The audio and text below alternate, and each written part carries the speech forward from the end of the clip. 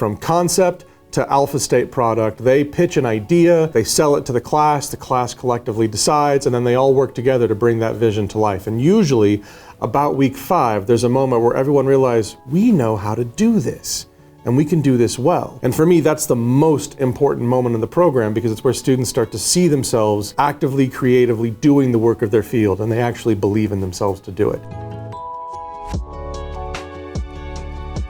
My name is Josh Call. I'm a professor of English here at Grandview University, which means my time is split between teaching courses in English, and I also run our game design program. Early 2000s, I realized there was an entire academic field dedicated to studying and making these things, and out of that kind of grew a long-standing interest, and I started researching, publishing, and making. Games are probably, I think, the fastest growing media form, right? And I think arguably one of the most popular media forms that exists. So why not make a program where people could bring their collective creative interests into what making a game could look like? From the aesthetic and artistic elements of the asset design to the sound design elements to the actual mechanics and rules of what makes a playful experience fun or engaging. I think the virtue of our program and what it teaches students is that we cover a broad range of skills, because everyone comes in with different desires. We all like games, but we like different things about games. Everyone will learn how to make assets.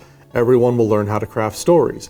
And everyone will learn some of the basics of how you work to put all these things together in a system of experience. And then as they move further into the program, people specialize. We move into our capstone experience, and we will divide classes up into studio teams, and you'll have an art team, and you'll have a narrative team, you'll have a design team, and they'll be working together, but they'll be working together using shared skills, doing the specific things that they're really invested in. Everyone thinks right now that the coolest thing in the world would be to go to work in the games industry, and it's a great job, I'm sure, but most people don't realize the scope of what's possible with the ability to design games. The kind of graduate work you could go into, the nonprofit work you could go into, the government work you could go into. Game design and game design related thinking is, I think, one of the most necessary skills for people to understand and work with complex information systems. Mostly what I really want people to do is recognize that this is an absolutely creative and artistic field, and see more people realizing that there's a path forward, and it's not just something they have to do